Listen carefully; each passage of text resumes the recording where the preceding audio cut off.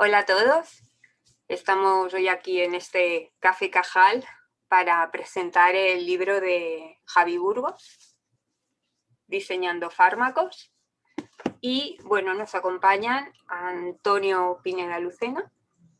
Hola Antonio, y el propio autor. Hola a todos, estamos hoy aquí en este... Buenas tardes, Laura. Buenas tardes, Javier. Hola, buenas tardes a todos. ¿Qué tal estáis? Y bueno, lo que queríamos es un poco tratar no solo del libro, ¿no?, sino un poco de toda la temática esta de diseñando fármacos. Antes que nada, las presentaciones como tienen que ser. Antonio, muchas gracias por acompañarnos.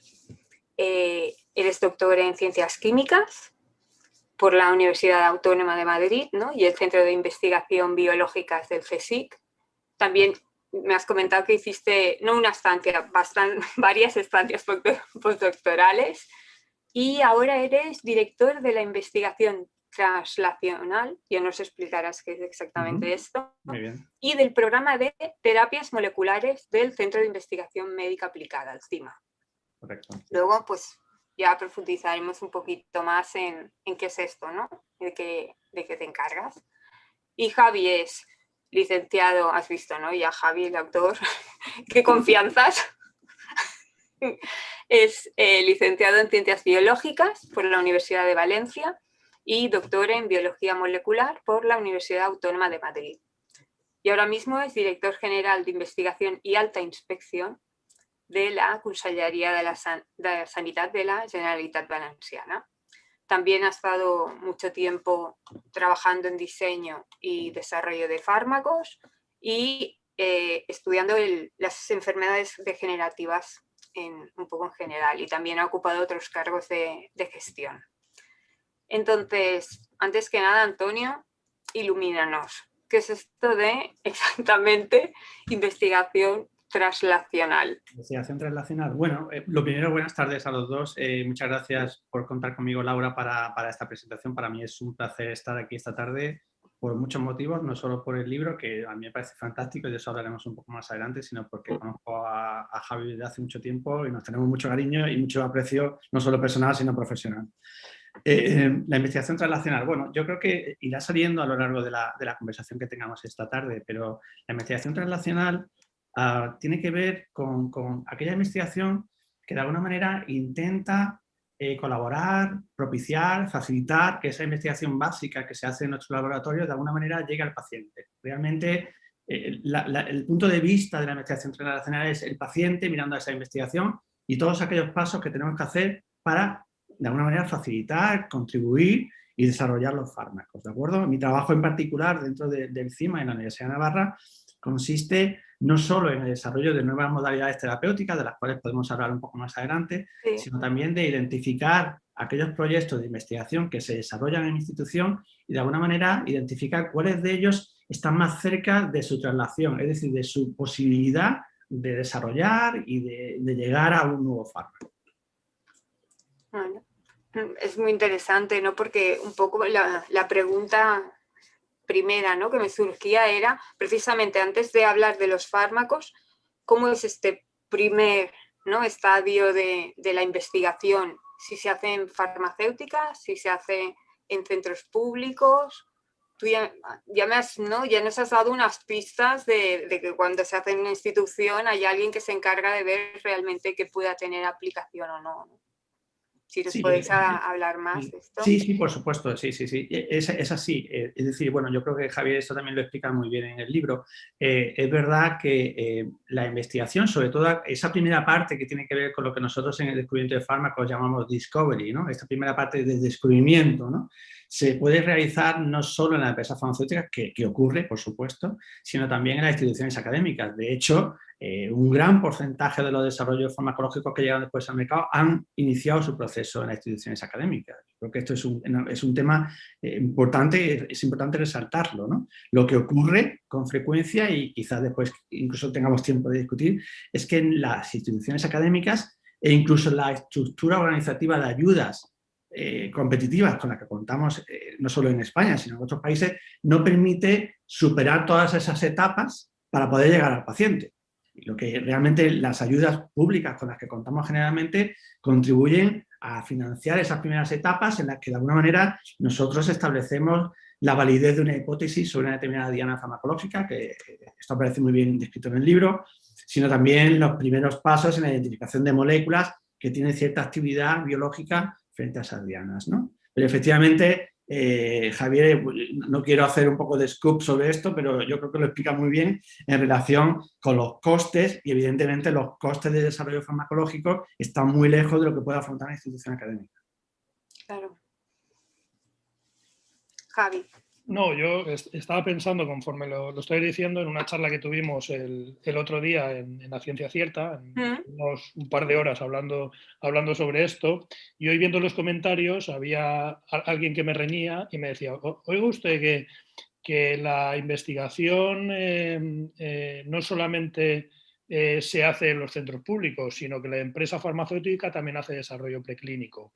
Y es verdad, lo que yo cuento en el libro, y yo creo que Antonio también conoce muy bien esto, hace unos cuantos años, hace 20, 30 años, un poco más tal vez, prácticamente todo lo que era el discovery, es decir, la primera fase de descubrimiento de fármacos, pues la mayoría lo hacían las farmacéuticas, y yo creo que esto ha ido mudando con el tiempo. Y ahora trabajamos más en un entorno que es lo que se llama ahora la Open Innovation, la innovación abierta, en la que las farmacéuticas tienen mucho más en cuenta pues los desarrollos que se hacen en centros públicos, en pequeñas empresas, por muchas razones. En primer lugar, porque hay muchas más ideas ahí. Es decir, es prácticamente un océano azul. Puedes buscar prácticamente a la carta lo que está desarrollando diferentes grupos de investigación, ¿no? Y es verdad que cada vez se han especializado más en las últimas etapas, pero eso no significa que la empresa farmacéutica no haga las primeras etapas de discovery, que claro que las sigue haciendo. Sí, bueno, de hecho yo me escuché la conversación esta y de hecho lo dijiste, que no es que no las hicieran, sino que antes las hacían de forma mayoritaria. Entonces, ¿qué relación hay entre, ¿no? En el caso de que son investigaciones públicas, esas investigaciones y las empresas farmacéuticas? ¿Qué tipo de relación se establece? Entre las farmas y la empresa, o sea, las entidades públicas. Bueno, sí. Bueno, pues como decía, lo que hacen es, las farmas, permitirme la expresión, van a pescar, ¿no? Van a pescar las oportunidades que tienen allí. O también lo que pueden hacer es financiar líneas de investigación específicas para pues que esa línea de investigación progresen y un poco las van orientando. Pero vamos, quien sabe mucho de esto aquí es Antonio, de estas primeras etapas, porque él ha pasado también una etapa en la empresa farmacéutica, en una además de las grandes, y bueno, cuando yo coincidí con él, bueno, su labor era de discovery puro, ¿no? Entonces, conoce muy bien cuál es la relación esa entre la gran farma y el centro público, centro de investigación, que no tiene por qué ser público. Yo hay un poco para incidir, Laura, en lo que comentaba Javi, que lo está explicando muy bien. Yo creo que hay dos momentos en los que el mundo farmacéutico mira al académico. Puede haber más, por lo menos hay dos. Uno, como muy bien comentaba Javier, el mundo académico es un abanico enorme de posibilidades en cuanto a aproximaciones experimentales. Es decir, es imposible que una industria farmacéutica, por muy grande que sea capaz de incorporar en su propia empresa toda esa versatilidad, esa variedad, esa riqueza de aproximaciones científicas que encontrarías en el mundo académico. Eso por un lado. En segundo lugar, las empresas farmacéuticas suelen venir a nosotros y nosotros tenemos mucha relación con muchas empresas y con fondos de inversión, esto lo podemos discutir un poco más tarde. Vienen cuando efectivamente, Javier conoce esto muy bien, cuando ese proceso de discovery conduce a descubrimientos interesantes que son patentados y que después se publican en revistas e intentamos de alto índice de impacto. Las farmacéuticas, que siempre están haciendo vigilancia competitiva, identifican un trabajo que les parece interesante y vienen a nosotros y nos dicen, vosotros solo no vais a poder hacer este desarrollo, busquemos una forma de o licenciar este producto o de hacer un codesarrollo de tal manera que al final ese producto pueda llegar al paciente. Yo en esto, Laura, tengo una visión que casi anecdótica de la situación. Mi primera etapa es una etapa académica pura. Yo hice mi tesis en el Centro de Biología Molecular, en Severo Ochoa, que es un centro del Consejo, es un centro público, y yo hacía desarrollo de fármacos en mi tesis, pero no sabía que estaba haciendo desarrollo de fármacos. Luego me di cuenta luego.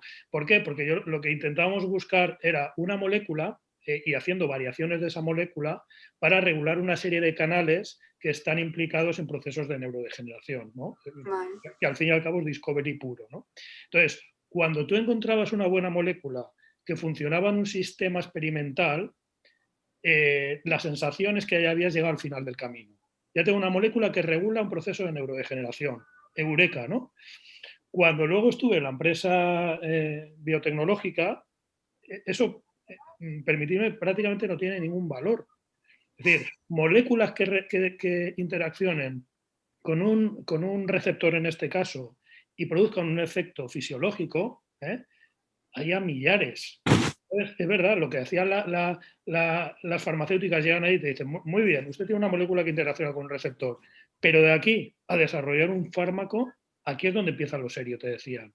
Entonces, claro, son dos mundos, o dos conceptos, o dos filosofías completamente diferentes. Yo me di cuenta ahí que los investigadores académicos, que en ese momento yo me encontraba ahí, pensamos que estaba todo hecho y los investigadores de las farmas pensaban que no habíamos ni empezado a trabajar, ¿no? Ese concepto, esa discusión es muy curiosa. Esto si me permite, Javi, nos ha pasado a todos, ¿eh? Ya sabes que los dos hicimos la tesis en el CSIC, yo la hice en el CIB, tú en el CBM, los dos leímos la tesis en la Autónoma, y es verdad que durante mi tesis yo también trabajaba en identificar moléculas que de alguna manera modularan la actividad del FGF, y siempre estaba juntando moléculas y cuando encontrabas una parecía que, vamos, que ibas a curar, ¿no?, cualquier enfermedad.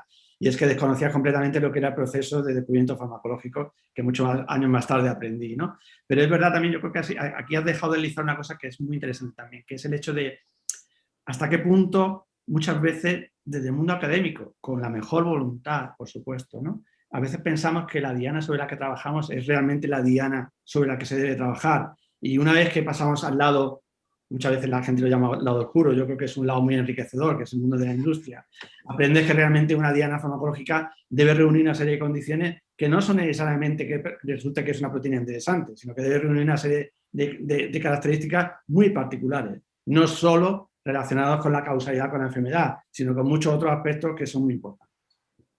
De hecho, en las enfermedades complejas es difícil identificar esa diana. O sea, ahora estamos viviendo una situación muy curiosa, muy interesante desde el punto de vista farmacológico, que es luchar contra un virus en tiempo real.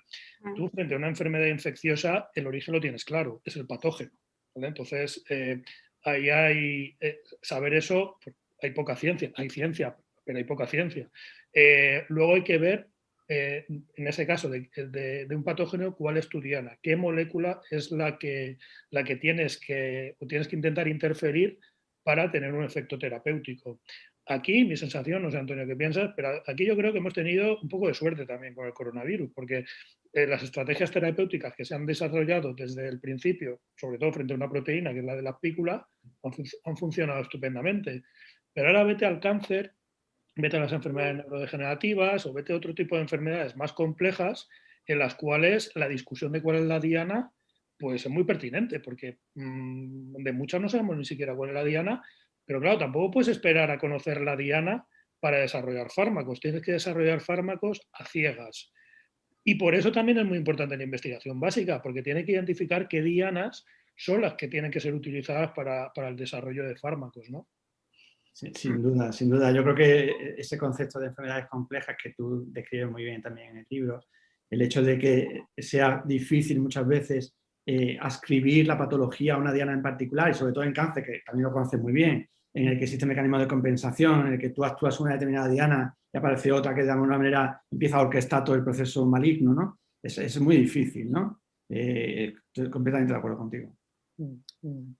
Claro, es que desde el punto de vista de un usuario, ¿no?, un paciente normal, no te imaginas que haya medicamentos, fármacos que sean a ciegas, ¿no? Siempre piensas, claro, si eso es para solucionar esto, y es muy interesante en el libro cómo ves un poco cómo va toda la estructura y dependiendo de la dificultad de cada uno de de las enfermedades que se tienen, ¿no?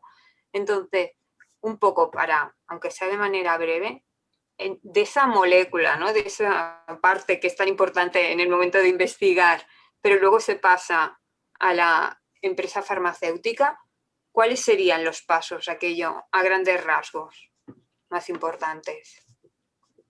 Pues las agencias, desde hace muchos años ya, te dicen que tú tienes que hacer 3 cosas. O sea, una molécula, para que sea un candidato a fármaco, tienes que trabajar en 3 líneas. Una, que es la más obvia para todos, es que sea eficaz. Es decir, si tu molécula no es eficaz frente a una enfermedad, pues no tiene nada, evidentemente. Luego, que sea segura, ¿vale? Es decir, pues también parece obvio, ¿no? Es decir, tú tienes que tener una molécula que sea eficaz y que sea segura, o que el rango de seguridad o que los efectos secundarios sean asumibles para esa enfermedad, que también es discutible qué es asumible en qué enfermedad, ¿eh? Yeah. Y el tercer punto es cómo fabricar esa molécula. Y esto también es un aprendizaje que en la empresa lo aprendes a tortas, porque tú puedes tener una molécula fantástica completamente segura y no puedes fabricarla. Y si no la puedes fabricar, no tienes medicamento y no tienes fármaco. Pero una de las primeras cosas que yo creo que se aprenden en el lado oscuro, como decía Antonio, es lo que se llama el ADME, y es cómo se distribuye una molécula, cómo llega a la diana me refiero al órgano al que va, cuánto tiempo permanece en la sangre si es que va por la sangre, todo ese tipo de cosas que parecen que no son importantes y se carga la vida de muchas moléculas, y muchas moléculas se van a la basura porque no hacen bien su distribución, su metabolismo, todo ese tipo de cosas que son absolutamente críticas, ¿eh? Claro, porque tienes que llevar, ¿no? Tiene que llegar al sitio donde tiene que ir y hacer el efecto que tiene que ir. La verdad que has comentado lo de los efectos secundarios, que creo que ahora están como de mucha actualidad. Claro, a veces sorprende. Primero, ¿no? Cuando ves que sí, que tiene una reacción que parece que ha habido muy pocos casos, que se pare. Ahora ya nos explicarás, claro, desde el punto de vista de la urgencia que sentimos todos, ¿no? Por ejemplo, en ser vacunados. Y por otra, cuando a veces coges un prospecto y vamos, es que parece una revista algunas veces la parte de efectos secundarios, ¿no? Entonces es como, para unas cosas estamos como, bueno, muy dispuestos, ¿no? Y en cambio para otra, entiendo que porque es preventivo el caso de las vacunas también. Pero era un poco preguntarte esto, ¿no? ¿Por qué se paró? ¿Qué pasos había que hacer o no? Yo la sensación que tengo en todo esto que estamos viviendo es que por primera vez, probablemente, se está exponiendo el desarrollo farmacéutico en tiempo real a todo el mundo. Sí. Y es un mundo muy, muy técnico y muy, muy complejo y con parcelas de especialización tremendas. Yo, de lo que he escrito en el libro, que me he tenido que documentar mucho, conozco más o menos bien una parte, y de la otra hablas de un poco de oídas, y al revés. Es decir, la persona especializada en monitorizar ensayos clínicos tendrá una base de lo que se hace en Discovery, pero no conocerá todo el proceso de desarrollo farmacéutico bien, porque es súper específico y con profesionales pues muy, muy concretos para cada una de las áreas. Con lo cual, ahora si quieres entramos en el tema de los efectos secundarios, pero creo que estamos viviendo una exposición en la que todo el mundo opina y no todo el mundo puede opinar, ¿eh? ¿Eso qué opinas, Sí, Antonio? no. Completamente de acuerdo. A ver, supongo que opinar puede opinar todo el mundo. Con más o menos formación para tener una opinión informada, quizás menos. Sí, yo me preguntaba si todas estas preguntas que surgen ahora con las vacunas contra la COVID-19, alguien les ha preguntado sobre la gripe.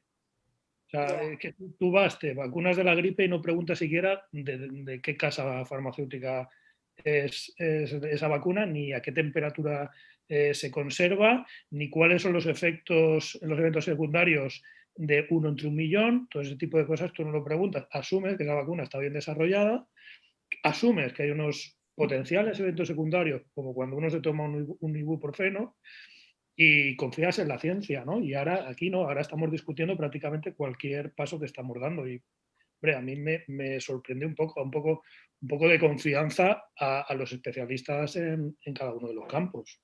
Sí. Yo creo que el COVID, Javi, ha supuesto tal conmoción, ¿no?, mundial, y tanta curiosidad por parte de todos nosotros en saber por qué ocurre, cómo se puede curar, que al final todos estos detalles que en una patología normal no estarían al descubierto, no estarían expuestos, surgen de repente y parece que nada de lo que tomamos antes tenía efectos secundarios, ¿no? Y que de repente esto es lo grave y nos olvidamos que realmente estamos enfrentándonos a una enfermedad muy importante, quizás uno de los mayores retos a los que nos hemos enfrentado en muchísimo tiempo, y que el milagro de tener una vacuna, eso es algo inalcanzable. Yo creo que comentabas también una cosa muy importante que a mí me parece muy relevante, que es el tiempo récord en el que hemos sido capaces de desarrollar vacunas. Yo no creo que en la historia de la ciencia haya habido un esfuerzo concertado, compartido entre tantos grupos de investigación como ha ocurrido en el caso del COVID. Estamos viviendo casi en tiempo real los descubrimientos que se hicieron desde el mes de marzo, sí, fue marzo del año pasado, y vivíamos casi al día la secuenciación, Javi lo explica esto muy bien en el libro, el descubrimiento de las proteínas, de Spike, el mecanismo de replicación, los primeros dianas frente a no sé, hemos vivido esto a un ritmo vertiginoso. Hombre, o sea, por sacar lo bueno de todo esto, como especie hemos respondido. Desde mi punto de vista, es decir, hemos arrimado todos el hombro y hemos peleado juntos para esto. Esto, yo creo que nuestra especie está muy bien, ¿eh? Es capaz de hacer cosas muy, muy potentes en tiempo récord. Pero también hay otras cosas aparte de esto. Uno, los riesgos que se han asumido, ¿vale? Es decir, se han desarrollado un montón de estrategias terapéuticas frente al coronavirus que de otra forma hubieran sido secuenciales, ¿no? Uno no empieza ciertas hipótesis sin tener un cierto desarrollo previo, y aquí nos hemos tirado, ¿no?, a la piscina porque no teníamos más remedio. Pero, por ejemplo, yo creo que está claro, en cuanto tenían las primeras vacunas, empezar a pensar en la industrialización de una forma importante, ¿no?, cuando eso también se suele hacer pues, en etapas más posteriores. Se han asumido muchísimos riesgos que eran necesarios para poder llegar pronto a tener soluciones, ¿no? Y otra cosa que también creo que nos ha beneficiado, aparte que también creo que hemos tenido cierta suerte, como decía antes, con la proteína de la espícula, es que estaban maduras ciertas tecnologías. En vacunas llevamos muchísimos años trabajando, pero en vacunas de mensajero no, pero llevamos 10 años, o BioNTech lleva 10 años trabajando con estrategias terapéuticas basadas en ARN mensajero, a priori diseñadas para otras enfermedades, sobre todo raras, pero claro, es que no hemos inventado las terapias de ARN mensajero en 2020, ¿vale? Y luego también nos ha pillado un momento en que la ciencia está más desarrollada que hace 50 años. Hace 50 años, o en 1918, con la gripe, pues estaríamos en una situación completamente diferente. Han habido muchas cosas y luego se ha puesto mucho dinero, mucho esfuerzo y mucha materia gris. Y otra cosa más, Javier, yo creo que la tecnología que tiene que ver con el mensajero, ¿no?, que se está usando ahora en las vacunas, es una tecnología que ha llegado y se va a quedar. Sí. Y se va a usar para muchas otras patologías, no necesariamente de este tipo, sino para muchas otras. Y eso lo vamos a ver en muy poco tiempo, seguro. Probablemente demos un salto muy importante a nivel científico después de esto. Sí. Porque, bueno, esto también, pero salvando las distancias, es lo que ocurre en las guerras. En las guerras hay saltos científicos muy importantes porque es una situación difícil, tienes que resolverla rápido y, en fin, y yo creo que esta pandemia que nos ha afectado a todos nos ha puesto las pilas y creo que esto lo veremos en los próximos años, no solo para esta enfermedad, sino para muchas otras. Por ejemplo, los sistemas, en los sistemas públicos, los sistemas de vigilancia ya no van a ser los mismos, ¿vale? Las coordinaciones de los equipos, o sea, no creo que nos vuelva a pasar que nos quedemos sin primers. Creo que todo eso lo tenemos que aprender, ¿eh? ¿Y creéis que también se invertirá más en ciencia básica? Porque, claro, tú decías recursos, ¿no? gente brillante y tiempo también, porque muchas cosas era precisamente porque se estaba haciendo una investigación. Entonces aquí también se ha visto que es fundamental que se investigue para que no se quede, porque claro, estamos acostumbrados a las películas americanas que allí te hacen la vacuna en 2 días, en estallido, ya todo el mundo. Entonces, claro, hay veces que yo he visto momentos en los que decían, ¡ay, la ciencia!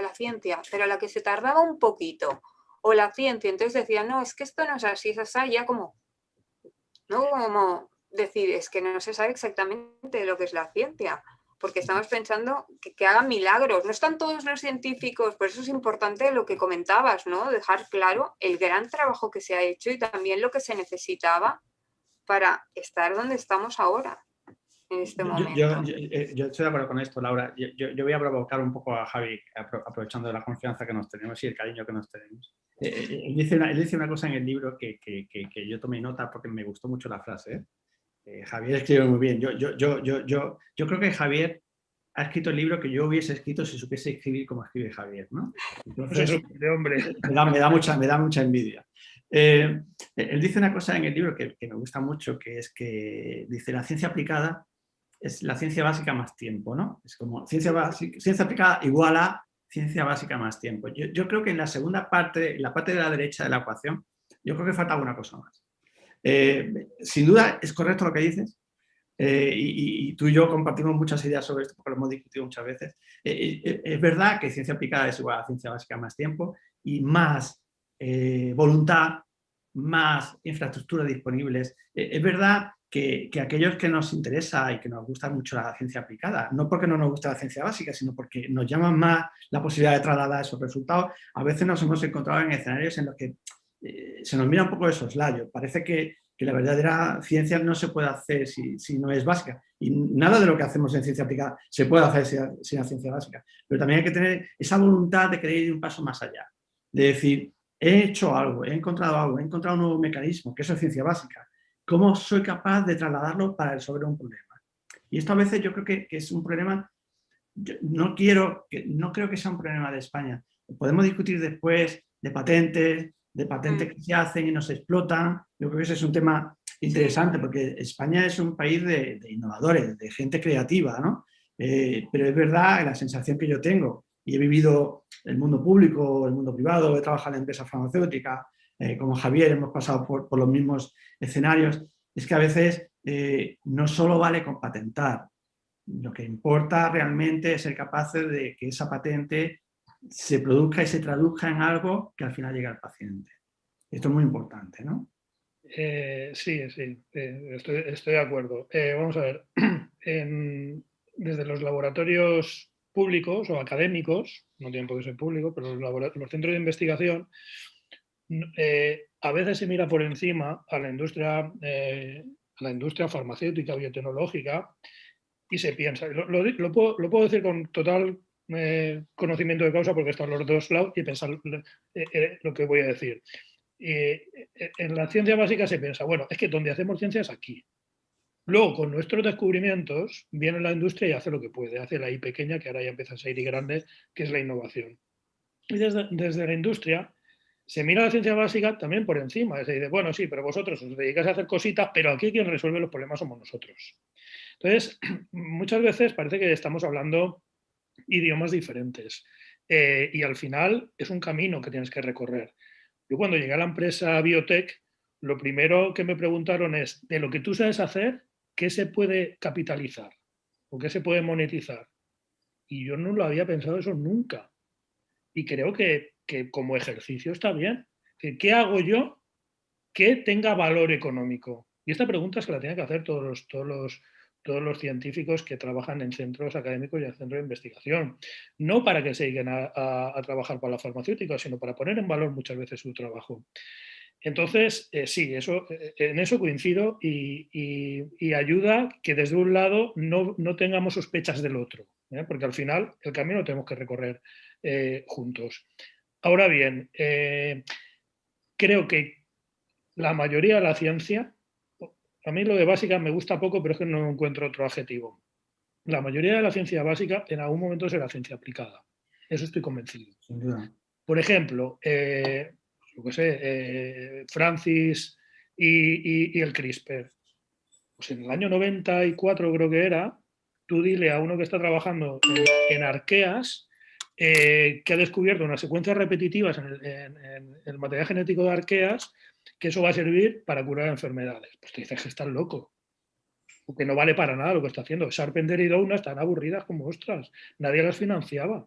Y ahora de repente es nuestra próxima revolución. ¿Eh? O la PCR. Todo el mundo ahora habla de la PCR.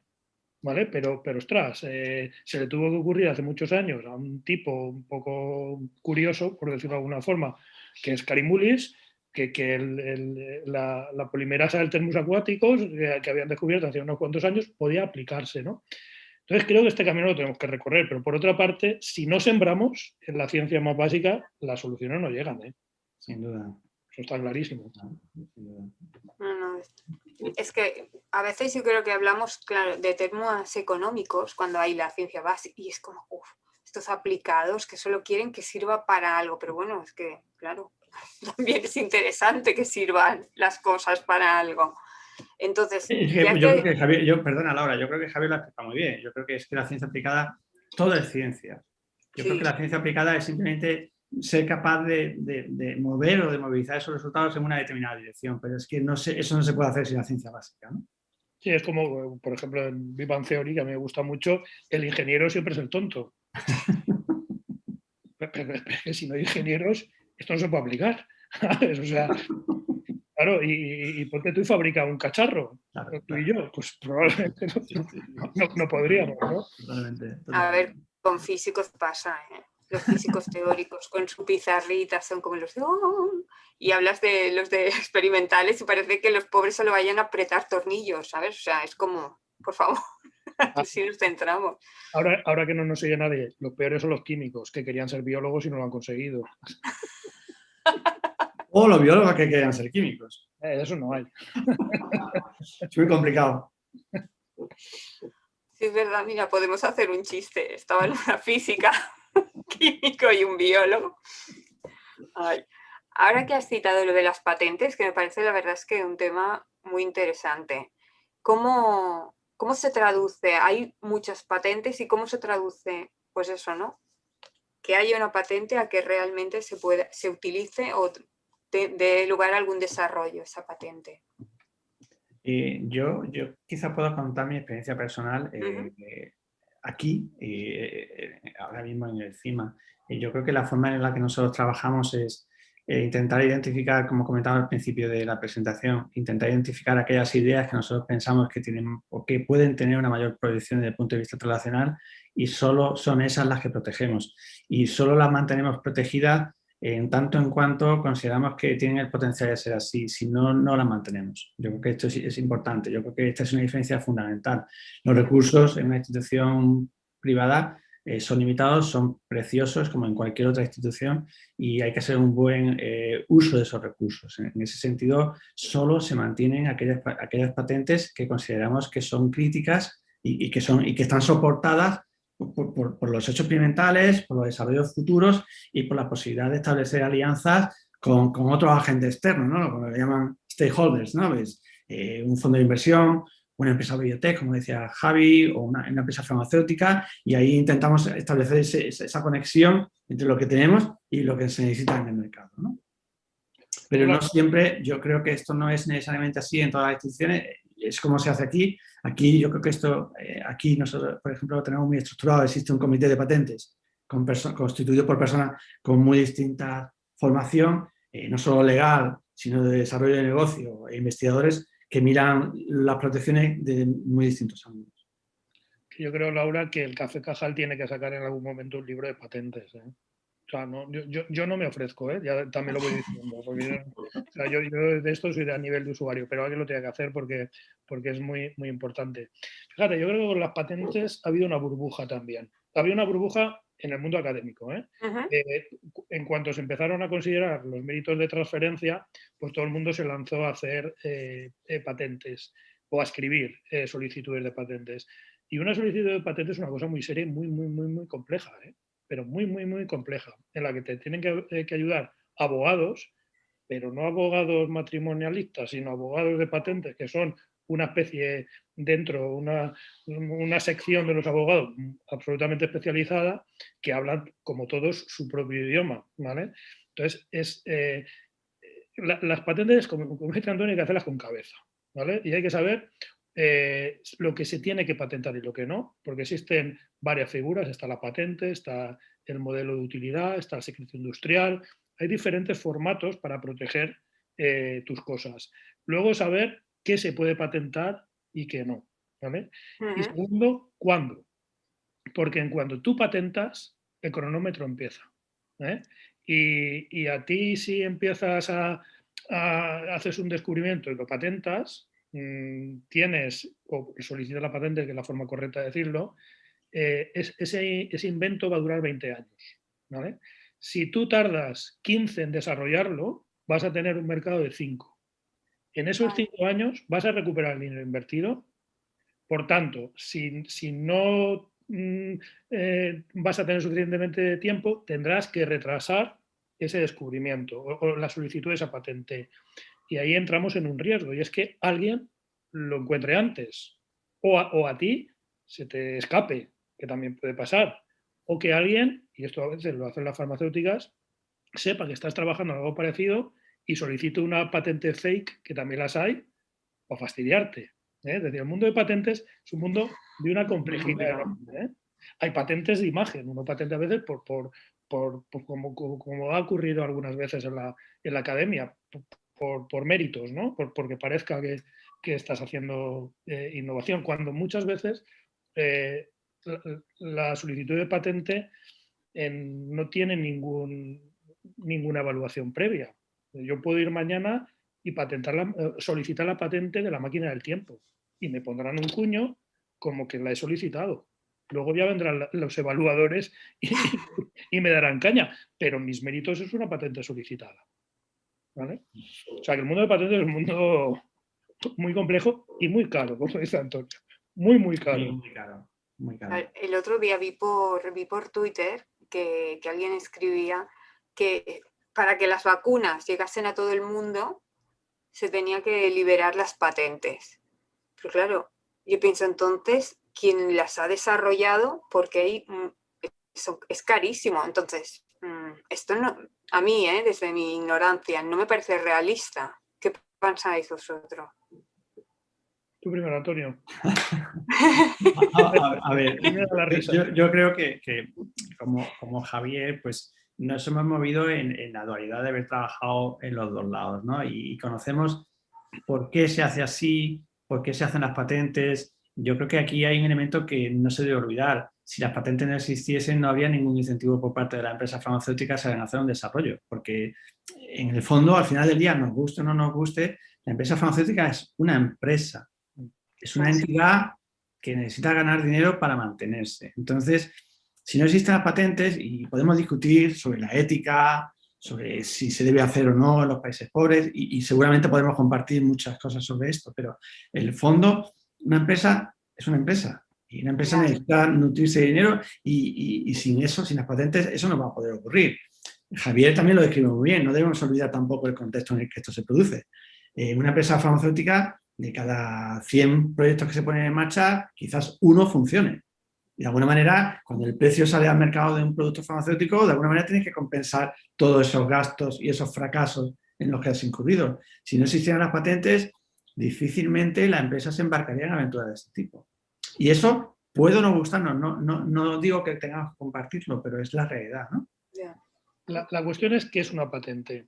Una patente es lo siguiente, es decir, una administración pública le dice a alguien que hace un invento, mira, tú a mí me revelas el invento, ¿vale? Y yo te doy 20 años de tiempo para que lo utilices y para que lo capitalices. Y cuando pasen 20 años, entonces ya es de todos. Este es el concepto de una patente.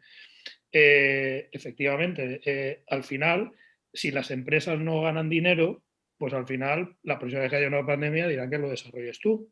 Y la pregunta es, ¿lo podemos desarrollar sin las farmacéuticas?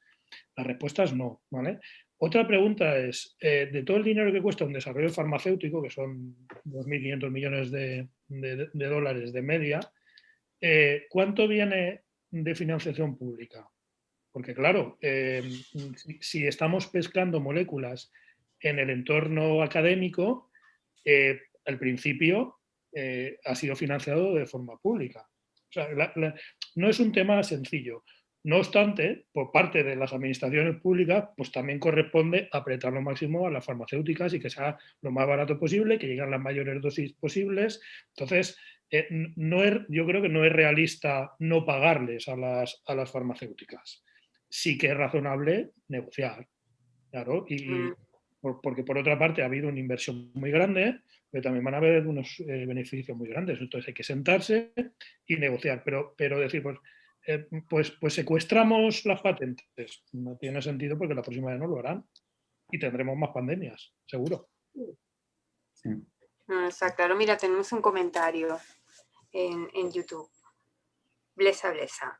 Dice, muy interesante. Se ha hecho referencia a la complejidad y coste de diseñar fármacos. Al igual que ocurre con los enormes avances técnicos y de interpretación en la secuenciación de genomas, ¿hay alguna novedad de impacto cerca que cambie la manera de diseñar fármacos?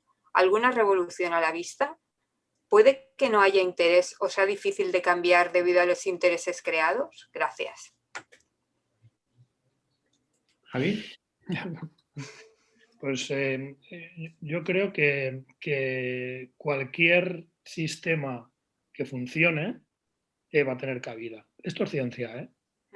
Esto es ciencia y el ejemplo lo tenemos encima de la mesa con las vacunas de mensajero, de ARN mensajero. Es decir, es una tecnología que no se había utilizado hasta ahora y que como funciona bien, tira para adelante. Evidentemente hay intereses, hay lobbies, cada empresa querrá vender, o sea, las empresas que tenían vacunas querían vender vacunas y las que tenían antivirales pues querían vender antivirales. Evidentemente esto forma parte de esa lucha comercial, pero como ocurre con los que venden coches, ¿no? Pero no hay ninguna pandemia ni ninguna conspiración para ocultar una técnica que es fabulosa. No es así. Al final la ciencia se impone por prueba-error. Entonces, una cosa que yo creo que por lo menos he intentado que se desprenda del libro es que la capacidad de definir estrategias para buscar fármacos es prácticamente infinita. Que lo que se te ocurra, si al final funciona ese fármaco, te vale. Y se ha intentado de todo, sacar de plantas, de microorganismos, sintetizarlo tú, copiar genes que producen la proteína que corresponde y meterlo en otro sitio, modificarlos, reposicionar fármacos, todo lo que se nos ocurra y todas las combinaciones con el objetivo final de tener un fármaco que funcione. Yo creo que eso lo describe muy bien en el libro, Javi. Yo creo que no solo la forma inicial en la que se identifican las moléculas con potencial actividad, ¿no? Con las formas clásicas, pero también con el cribado de fragmentos del que hablas, ¿no? Y ese es un tema que a mí me pilla muy cercano porque he trabajado mucho en ese área, ¿no? Y sigo trabajando. Yo creo que eso se recoge muy bien. Yo creo que estabas hablando, Laura, de las preguntas sobre innovaciones, ¿no? ¿Qué puede llegar? Y Javier lo explicaba muy bien. Pues no hay límite, ¿no? Yo creo que en el mundo de las moléculas pequeñas, un campo que a mí me interesa mucho es el de los PROTACs, que yo no sé si estáis familiarizados con este área. Los PROTACs es la abreviatura en inglés de una cosa que se llama Protein Targeting Chimeras, y lo que hacen son moléculas químicas, igual que los inhibidores químicos que usamos hoy día como fármacos, que son bifuncionales. Por un lado se unen a su diana, es decir, sería el típico inhibidor fármaco, y por el otro lado se unen a una ligasa. Las ligasas son proteínas que existen dentro de las células y que marcan a las proteínas para su degradación. De tal manera que estos PROTACs ponen cerca la ligasa con tu diana e inducen la degradación de tu diana. De tal manera que tenemos moléculas que no es que inhiban la actividad, sino que destruyen la diana. Esto es muy importante en esas patologías en las que existe una sobreexpresión de una diana y eso ocurre con mucha frecuencia en cáncer. Y son igual, pues como decía Javi, no hay límite, o sea, la imaginación no tiene límite. Pues esto en inglés también se llama molecular glues, son como pegamentos moleculares, traen cerca dos proteínas y una de ellas lo que hace es inducir la degradación de la otra. Y por tanto somos capaces de regular los niveles de proteínas que de otra manera estarían descontrolados, ¿no? Y todo viene de la misma idea, pues Javier lo explica muy bien, pues venimos de un fragmento, somos capaces de crecer ese compuesto hasta que tiene una actividad o una afinidad muy alta frente a la diana y lo vamos a hacer crecer, y ahora le vamos a poner esto por este lado, este por este lado, y vamos haciendo un poco lo que casi lo que queremos, ¿no? También tenemos que tener en cuenta una cosa de dimensiones. Cuando Javi habla aquí de que casi no hay límite, es que eso es correcto, es que la realidad es esa. Yo muchas veces cuando doy clase en la universidad les digo a los alumnos, sobre todo a los alumnos de máster, o sea, vosotros tenéis que tener en cuenta que el número de estrellas en el universo se estima que es del orden de 10 a la 24, ¿no? Un 1 con 24 ceros detrás, ¿no? Pero el número de moléculas posibles es 10 a la 60, es 1 con 60 ceros detrás. Es una cosa brutal el tamaño comparado de moléculas posibles con el número de estrellas. Y uno pensaría que el número de estrellas es casi infinito. Pues fijaos el número de moléculas posibles, ¿no? Pues ese es el uniforme. Y hoy día solo se conocen del orden de 100 millones. O sea, 100 millones son 10 a la 8. Imaginamos 10 a la 60. Es que desconocemos muchísimo. La riqueza de moléculas que existen es enorme. Y solo hablamos de moléculas pequeñas, porque Javier habla también en su libro de los farmacobiológicos. Y de esto podemos también hablar, porque existen multitud de nuevos farmacobiológicos. Javier habla de farmacobiológicos, existen ahora también los nanobodies, que son como anticuerpos muy pequeñitos. Nosotros trabajamos en ellos y tiene unas actividades y unas propiedades súper interesantes. Es decir, que la innovación yo creo que no va a parar. Y luego dices, tenemos 100 millones de moléculas conocidas y 1000 fármacos. Efectivamente. 1500. Exacto. Y fijaos, con 1500 fármacos, más o menos que es lo que 1500, 2000, lo que las farmacopeas, lo que hemos ganado en esperanza de vida y en cronificación de enfermedades. Ha sido brutal. 1500 fármacos. ¿Cuántas enfermedades hay? Pues solo raras más de 6000. Y las raras, son poco frecuentes, más de 6000. Es decir, que tenemos poquísimo arsenal terapéutico. Y con esto hemos hecho maravillas, ¿eh? Claro, yo creo que o sea, quien no trabaja o no está familiarizado no es consciente. De hecho, por eso la pandemia muchos, ¿no? Nos pilló como, ¿cómo puede ser que no haya algo? ¿No? De repente pues no son tan listos, no, cuando vas al médico no te dice. Y claro, es que hay muchísimo que investigar, ¿no? Hay muchas enfermedades y muchas cosas que son complejas. Laura, si me permites un inciso, porque yo creo que esto es el tema recurrente, ¿no? Yo es que creo, todos los que trabajamos un poco en descubrimiento de fármacos siempre pensamos de la misma manera. Yo creo que es que las enfermedades más fáciles de resolver ya se han resuelto. Y ahora vamos hacia la más compleja, como dice Javier, ¿no? A multitud de enfermedades raras bueno, que es importante aquí incidir también en que hay que hacer un esfuerzo, ¿no? Por el tratamiento y el descubrimiento de soluciones terapéuticas en estas enfermedades, pero es que además existe un grupo cada vez más numeroso de enfermedades muy complejas, no solo oncológicas. Javier es un experto en enfermedades neurodegenerativas, ¿no? Y yo creo que ese sí que es un campo, un desconocido, en el que queda mucho por hacer, ¿no? No sé qué opinas, Javi. No, yo estaba pensando también en las enfermedades raras, que bueno, ahora el lenguaje inclusivo lo dice poco frecuentes, pero es que normalmente se utilizan enfermedades raras. Claro, para un familiar, para una madre o un padre de un niño con una enfermedad rara, no le sorprende que no hayan fármacos para determinadas enfermedades, no le coge de sorpresa, ¿no? O sea que también un poco también la experiencia vital que hayas tenido en eso. Ahora bien, también lo ven desde otro punto de vista. Dice, vamos a ver, de repente todo el mundo se pone a trabajar en COVID-19, ¿no? Cuando hay muchísimas otras necesidades no cubiertas y no cubiertas hace muchos años. Alzheimer, hay 50 millones de enfermos en el mundo. 50 millones, es que son muchos. Y llevamos... Bueno, Alois Alzheimer describió la enfermedad en 1906. ¿Vale? Llevamos casi 120 años y no hemos conseguido nada. Lo hemos conseguido muy poco. Pero resolver la enfermedad no lo hemos conseguido. ¿Cuáles son, perdona Javi, los principales retos que tú encuentras en ese tipo de patologías? Pues sobre todo, creo que son mecanismos, varios mecanismos a la vez. Y por tanto, muchas veces, vamos a ver, en Alzheimer, por ejemplo, no sabemos la causa. No sabemos la causa. Durante décadas se puso de moda el beta-amiloide y el beta-amiloide era la causa. El amiloide no es la causa. Y todavía hay fármacos por ahí que están a punto de, ojalá me equivoque rotundamente y salga un antiamilidogénico que cure la enfermedad, vamos, lo besado.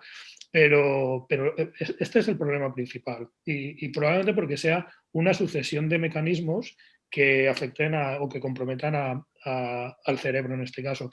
Y otro tema es la segregación diagnóstica. Es decir, pues antes cáncer era todo y no tiene que ver un linfoma y además un tipo de linfoma con un melanoma. Sí, hay mecanismos comunes y tal, pero tanto como el Huntington o el Alzheimer, y son enfermedades diferentes.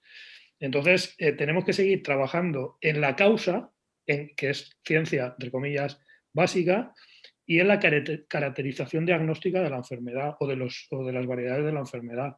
Pero vamos, mucho camino por delante en muchas enfermedades. En enfermedades lo que pasa es que ha habido menos inversión. Ya está. Claro. Ahora que estás hablando de esto, Javi, yo creo que también es importante, quizás, Laura, para las personas que nos estén escuchando, no solo las revoluciones que se han hecho desde el punto de vista terapéutico, sino también desde el punto de vista diagnóstico, ¿verdad, Javi? Es decir, yo creo que la introducción de muchas de estas tecnologías de biología de sistemas, ¿no? Estas tecnologías ómicas, que miran los sistemas con una perspectiva global, yo creo que están aportando una información tremenda, no ya solo para la identificación de dianas, sino para los diagnósticos tempranos y para un mejor conocimiento del pronóstico de las enfermedades. El mundo de los biomarcadores es también un mundo apasionante y vamos, la caracterización precisa de una enfermedad, una variedad de la enfermedad, probablemente te pueda dar una respuesta terapéutica diferencial. Esto se ha visto en cáncer, ¿no? Tú caracterizas si es positiva para no sé qué proteína un mismo tipo de cáncer, ¿no? Y en función de eso, la estrategia de los radiooncólogos es diferente, ¿no? Hasta ahí es lo importante. De diagnosticar bien la enfermedad o de saber exactamente cómo va a evolucionar esta u otra mutación.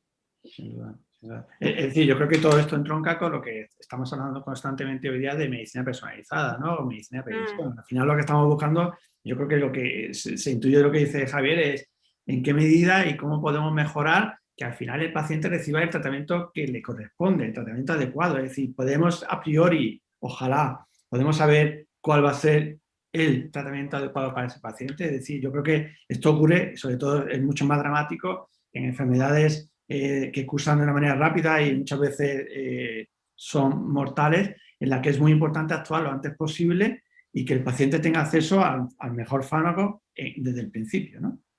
Y en esto nos están ayudando mucho las tecnologías ómicas, ¿no? Yo oía hace un tiempo, no sé qué farmacéutica, que decían, los ensayos 3 se van a acabar.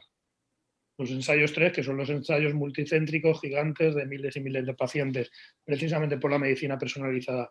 Yo no lo creo, no creo que se vayan a acabar porque van a seguir siendo necesarios, pero es verdad que cada vez vamos a estratificar mejor, ¿vale? Y eso en la enfermedad de Alzheimer se ha visto, porque empiezas a poner una serie de subgrupos y al final seleccionas el fármaco o evalúas el fármaco en un grupo y en otro no, que los dos grupos tienen enfermedad de Alzheimer, en este caso, ¿no? Entonces, estos son, y en el libro también está, los criterios de inclusión y los criterios de exclusión de un ensayo clínico. Es decir, tú para poder ser elegible para un ensayo clínico debes cumplir ciertos requisitos. Lo hemos visto con la COVID-19 también, ¿no? Es decir, pues a partir de 18 años los ensayos clínicos. ¿Significa que por debajo de 18 no los vamos a mirar? No, significa que ese ensayo se va a mirar en esto. Cuando tengamos resultados, pues ya iremos para atrás y miraremos otros subgrupos, otras poblaciones, ¿no? Tú en tu libro, Javi, haces unos comentarios, yo creo que la parte de ensayos clínicos, que me parece súper interesante y está muy bien explicada en el libro, y hablas de los ensayos clínicos de forma general, de algunas cosas que se han hecho como se debían haber hecho, de la inclusión o no de las mujeres en los ensayos clínicos y también de los ensayos clínicos sobre niños, ¿no? Un poco, no sé, me gustaría saber un poco más tu comentario sobre este aspecto. Es que en niños siempre, vamos, es muy complicado hacer ensayos clínicos, pero hay que hacerlos, porque es que resulta que los niños también tienen enfermedades. Muchas veces son muy raras, ¿no? Por ejemplo, los cánceres en niños se consideran enfermedades raras en la mayoría de los casos, porque hay muy poquitos afortunadamente, ¿no? Entonces, uno no puede, o sea, no hacer ensayos clínicos en niños significa no proteger a los niños, porque al final tienes que tener herramientas terapéuticas para niños. Claro, las agencias reguladoras, que siempre van a actuar con el principio de prudencia o de precaución, solamente van a autorizarlo o en situaciones muy extremas, o cuando se han hecho muchos ensayos.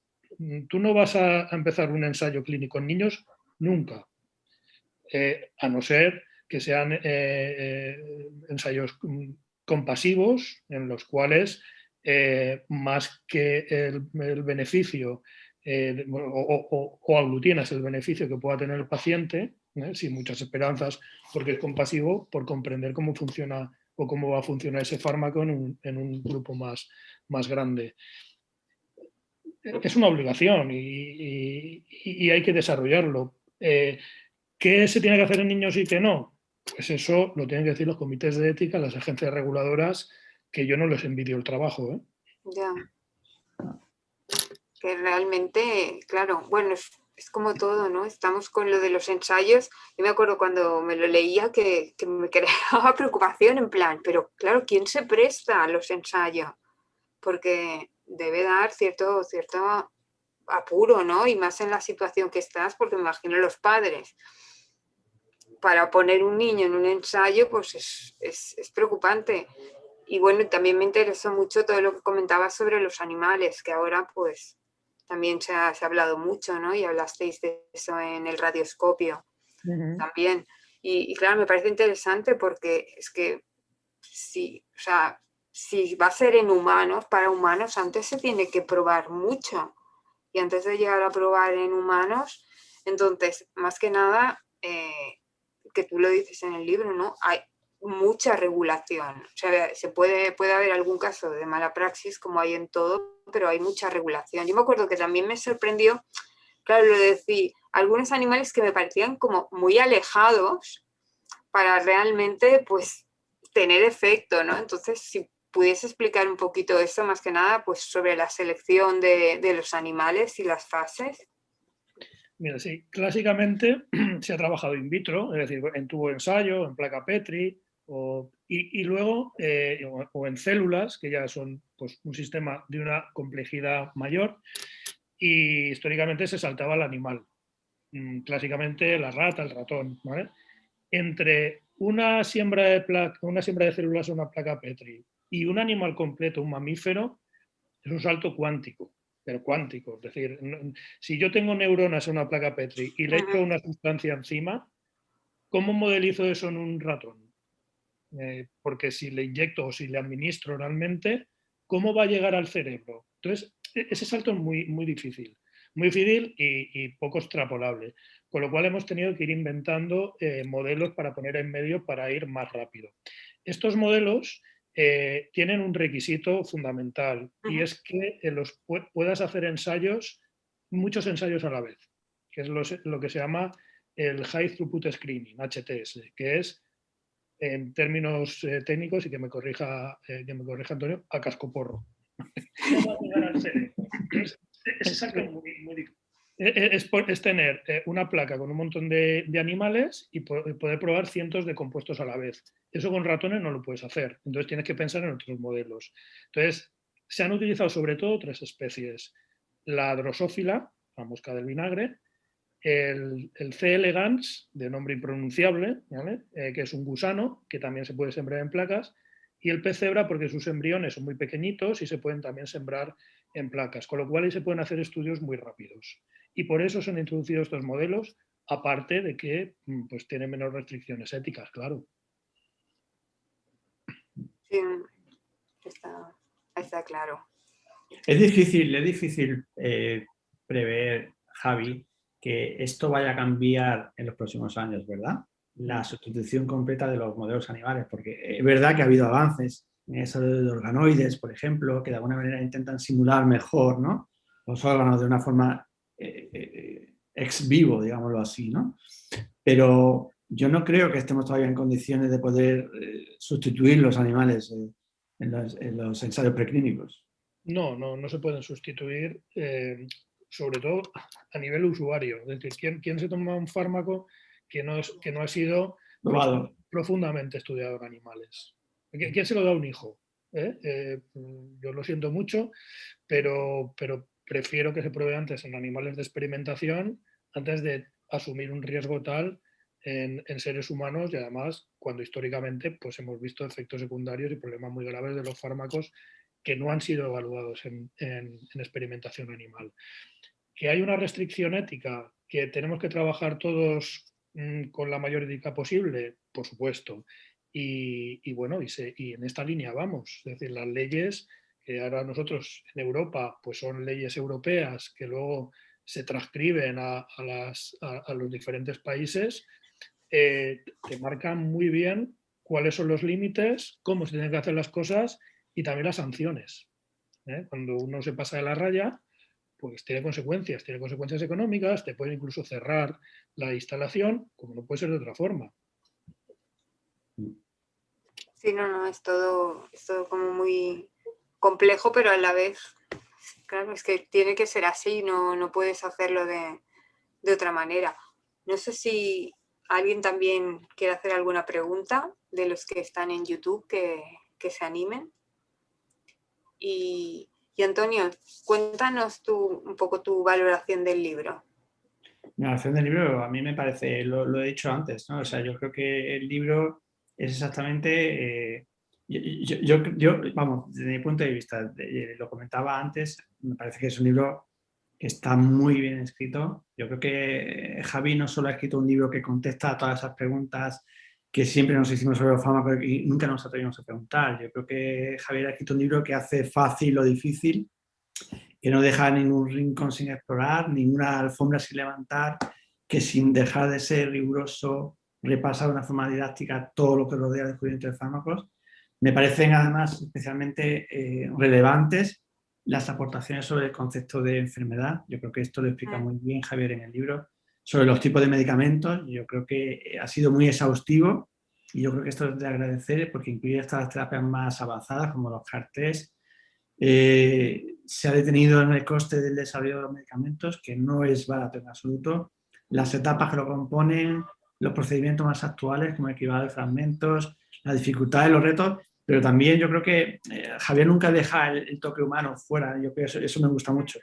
Tampoco deja fuera la emoción de los descubrimientos, muchos de los cuales se hicieron por casualidad, ¿no? Y después también, bueno, Javi tiene esta vena cómica en el buen sentido, ¿no? En el sentido de me gusta mucho cómo rompe a veces los tonos serios, ¿no? Y introduce el concepto de speed date, ¿no? O la lotería, ¿no? Y porque es así, ¿no? Porque realmente es así. Yo creo que es capaz de atraer la atención y hacer fácil lo difícil, que yo creo que eso es lo que yo destacaría del libro, ¿no? Porque además, Javier lo decía antes, es muy difícil para cualquiera de los que nos dedicamos al descubrimiento de fármacos conocer en detalle todas las etapas. Yo conozco mucho mejor la parte de discovery y me siento más cómodo en la identificación de un hit, en la modificación de ese hit hasta que es un lead, pero toda la parte de estudios regulatorios empieza a ser más confuso porque ya no se hacen las instalaciones, tienes que hacerlo en una entidad aparte y después todo lo que es el desarrollo de ensayos clínicos, ese es un mundo en sí mismo, ¿no? Entonces, bueno, traer todo eso junto en un texto que se lee de la A a la Z y se lee muy bien y es muy cómodo leer, pues es muy de agradecer, la verdad. La labor de edición de Laura ha sido crítica, te tengo que decir. No me cabe duda. Sí, completamente, porque desde la primera versión a la última, afortunadamente no tiene nada que ver. No, en serio, yo creo que es un libro, lo decía antes un poco de broma, ¿no? Yo creo que Javier ha escrito el libro que yo hubiese escrito si supiese escribir como él, ¿no? Y lo digo de verdad, me parece que es un trabajo tremendo. Yo no creo que mucha gente se meta en este jaleo de explicar este proceso porque no es fácil, ¿eh? No es fácil incluso para los que nos dedicamos a eso. No, la verdad es que es muy interesante porque, ya os digo, cuando yo me acuerdo que vi a Javi explicarlo y pensé, esto es muy interesante y claro, lo bueno que tiene de editar que editas los libros que te gustaría leer. Y claro, con la gente de quién te gustaría leerlos, ¿no? Y a mí me gusta por eso, porque es que uno no se hace la idea, muchas veces se habla, ¿no?, de las malvadas farmacéuticas y que también aparece en el libro y evidentemente ha habido casos que, pero también aquí se ha dicho y me parece importante, ¿no?, son empresas pero es que el proceso es increíble. O sea, cuando empiezas a leer que no sabes del tema, lo que tú has dicho, ¿no? De todo lo que intentan, lo poquísimo que al final es en lo que llega a costar. Claro, es que son experimentación con animales, con personas. O sea, Yo creo que sí, yo creo que hoy que, perdona Laura, yo creo que ahora que surgen voces, ¿no? En distintos foros, ¿no? En medios de comunicación, en Twitter, en televisión, en prensa, en los que se pone en duda la capacidad de las vacunas, la necesidad de vacunarse, los efectos no deseados que aparecen, no se dan cuenta que eso es una parte infinitesimal, que el salto cualitativo tan grande que se ha dado en el desarrollo de los medicamentos o de las vacunas es enorme y que la regulación es tan grande que difícilmente pasará algo. Y si pasa es porque es inevitable. No porque, o sea, no se habrá buscado en todos los rincones para que eso no ocurra, ¿de acuerdo? Sí, sí, está claro. También han sido, lo que lo ha dicho Javi, ¿no? Las circunstancias igual han hecho pues que algunas cosas hayan ido más rápido, pero no quiere decir que se hayan hecho sin estar seguros o sin tener precaución, ¿no? Yo no sé si Javier, perdona Javi, yo no sé si tú tienes los números, que seguramente los tendrás más que yo tengo muy mala cabeza, pero yo creo que en el ensayo de Pfizer me parece que ha habido más de 50.000 pacientes o 40 y tantos mil, ¿no? Que eso te da una idea, ¿no? Claro, 40 y pico mil ha habido, o sea, es una barbaridad. Decía que nadie en una agencia reguladora pone su firma en un estudio que no crea que está bien hecho, ¿no? Al final, la autorización es una cosa muy seria que firma alguien y esa persona va a pedir, esa persona o ese comité, como es el caso, van a pedir todos los requisitos para tener la seguridad. Lo que les obsesiona a las agencias reguladoras es la seguridad. Porque si luego no funciona o tal, es una cuestión casi económica, pero sobre todo que no le pase nada a las personas, siempre asumiendo que todo tiene un riesgo. Salir a la calle tiene un riesgo. Sí, ¿no? Y tomar su medicamento tiene un riesgo y coger el coche tiene un riesgo. Lo que tenemos que balancear es riesgo y beneficio. Es decir, si decimos que tenemos un trombo por millón, que luego hay que ver la causalidad, pero en fin, de un fármaco, pero tu enfermedad produce 50 por millón, pues estás reduciendo el riesgo entonces, ¿no? Tenemos que ver esto, que te puede ocurrir un trombo, pero y un ictus y que te atropelle un coche. O sea, ese riesgo hay que asumirlo. Sí, sí, sí. Exacto, o sea que no es, porque hay veces que, como tú decías, como se ha visto todo, porque es noticia, nunca había sido un proceso científico detallado minuto a minuto, ¿no? Era la hora y el resultado de cada uno de los procesos de la vacuna, sin que muchos sepamos exactamente ¿no? En qué consiste cada uno de los procesos. Ay, ahora, claro, va muy rápido, ostras, pero es que no sabemos aún qué han hecho y qué no, y cómo valorar si lo han hecho bien o no. Yo que soy muy de paellas, como bien sabéis, es como el que está haciendo la paella y el de al lado dándole consejos. Pero no está haciendo la paella, ¿no? O como si a mí me ponen, están construyendo el Perseverance y yo voy opinando.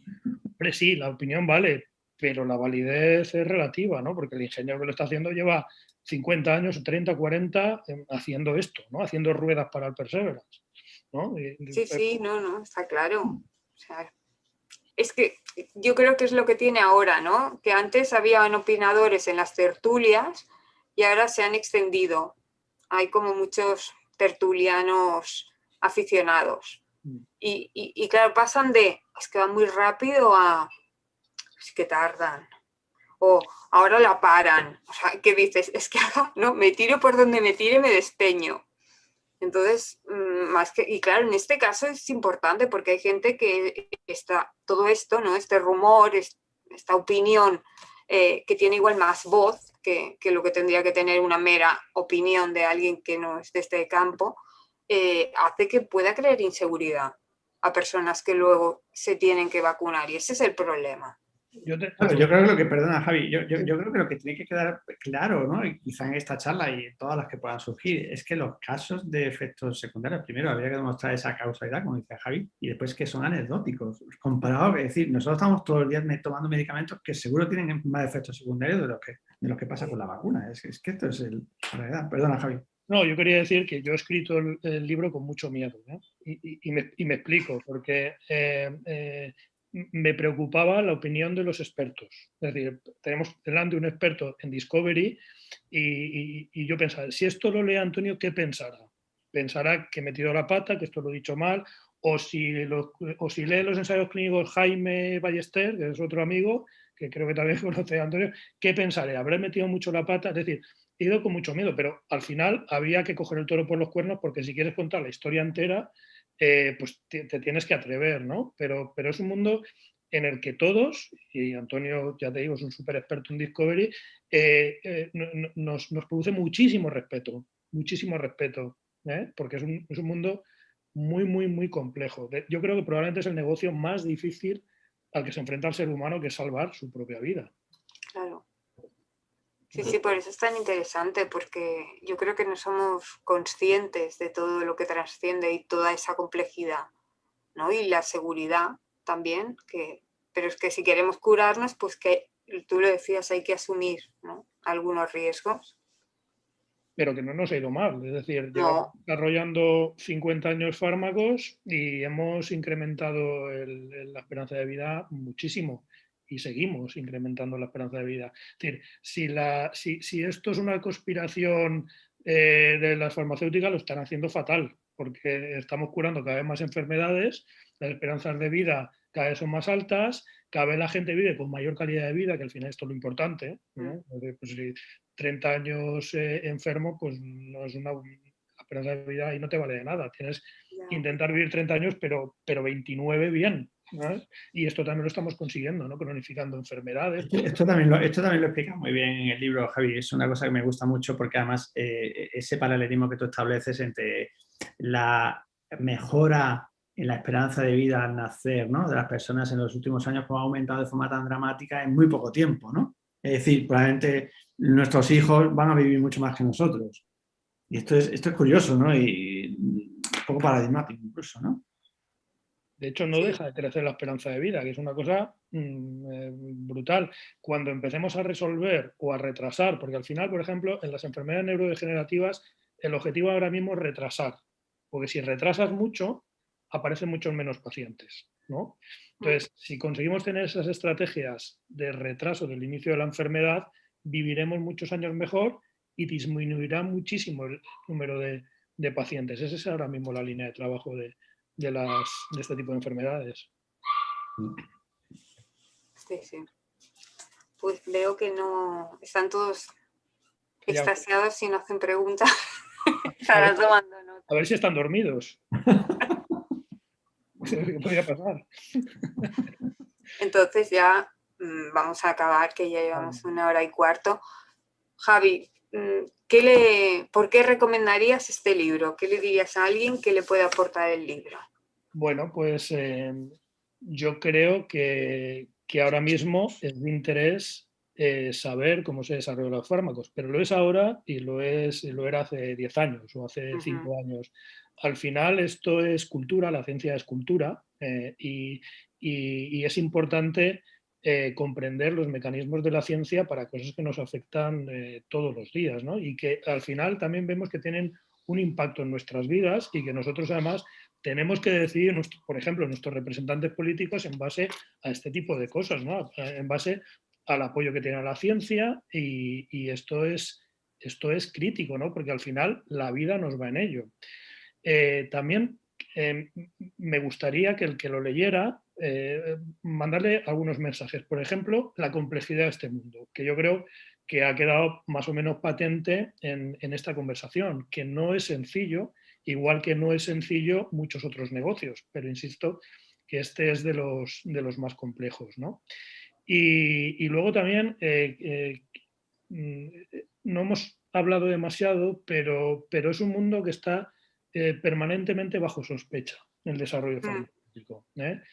Y no, es decir, a nosotros nos hacen falta los desarrollos farmacéuticos y por tanto nos hacen falta las farmacéuticas. Y lo que tenemos que exigir a las farmacéuticas es que sean transparentes, que miren al paciente, que hagan las cosas bien, apretarles las clavijas con temas éticos, con temas de transparencia, sobre todo desde las administraciones públicas, ¿no? Y entonces quitarle ese halo de sospecha a las farmacéuticas y poner en valor también que es muy importante hacer ciencia al principio, porque sin la ciencia al principio las soluciones al final no llegan. Y no sé, que se diviertan, ¿no? Un poco, Sí. no mucho más. Hombre, no es un libro de chistes, pero bueno, creo que puede ser ameno. Sí. Lo es. Yo pensaba cuando leía el libro, aparte, bueno, Javier, tú lo has expresado muy bien, yo creo que el lector va a encontrar, va a entender algo que no sabía hasta ahora sobre lo que se está tomando todos los días, ¿no? Eso es lo primero. Yo creo que también, yo cuando lo leía pensaba en mis alumnos también y pensaba en esos estudiantes que tienen ese interés en la salud, ¿no? En el área de salud, en el área de investigación biomédica. Y yo no creo que en los libros de texto vayan a encontrar esto, ¿eh? Yo no creo que un libro de texto, tú lo sabes muy bien, pero hemos trabajado en eso, o sea, o estudias química orgánica, o estudias biología molecular. Yo creo que en pocos sitios, yo no conozco ninguno, salvo este, van a encontrar una posibilidad de identificar todo ese proceso de una forma conjunta, ¿no? Y hoy día que existe ese interés en muchísimos grados universitarios, ¿no? Por conocer mejor ese proceso, ¿no? Y ese interés por parte de los alumnos en avanzar y la abundancia de másteres que hay en investigación biomédica o en desarrollo de fármacos, creo que este es un texto que deberían tener a mano. Qué bien. Lo dicho. Y una cosa más es que, insisto, el Nesdor y el Café Cajal hacen unos libros deliciosos, ¿eh? O sea, tienen un cuidado y cuidan al autor y cuidan a todo el mundo y también la edición es muy chula, ¿eh? Sí, la verdad es que y bueno, el diseñador, tratamos de que los libros sean una experiencia lectora, ¿no? Más allá del propio objeto. Y pues eso, trasladar ese café que hace que podamos charlar de cosas de actualidad y cosas importantes hoy y antes, ¿no? No sé quién el otro día me decía, hombre, es que que habéis sacado diseñando fármaco está muy bien para ahora. Y yo pensaba, pues es que no fue para la pandemia. Ha pensado antes, ¿no? Sí, bueno, muchísimo antes.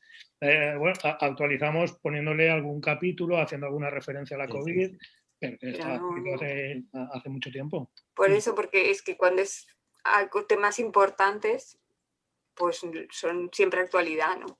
Es más, entonces, la pandemia lo paró. Sí. Eso es. Más que lo aceleró, lo retrasó, pero bueno. No, es un libro oportuno, es un libro que yo creo que las personas que lo lean les va a gustar, de verdad. Yo no, ahora desgraciadamente, lo tengo que reconocer, no tengo mucho tiempo para leer y lo que leo, pues al final son publicaciones científicas y me ha gustado, me ha reconciliado un poco con la lectura, me ha gustado mucho. Qué bien. Pues muy bien, pues me alegro mucho, Antonio, y que nos hayas acompañado. Un placer. Y nada, invito a los lectores a leer el libro, a también leer el otro libro de Javier y sus colaboraciones en Jotdown, porque a mí me gusta muchísimo cómo escribe. Y bueno, ya nos vemos a la siguiente. El otro se lo enviaré a Antonio, ¿vale? Por favor. Geografía de la locura se llama y es... He visto por ahí algo. Es de neurociencia, ¿eh? Pero bueno, ya... Seguro que me gusta. Ya te lo enviaré. Muchas gracias. Oye, un placer conocerte, Laura, Javi. Un placer volver a verte. De verdad que me ha gustado el libro mucho, mucho, mucho y mucha suerte con el libro. Un lujo tenerte, Antonio. No, un placer para mí. Un abrazo. Un abrazo.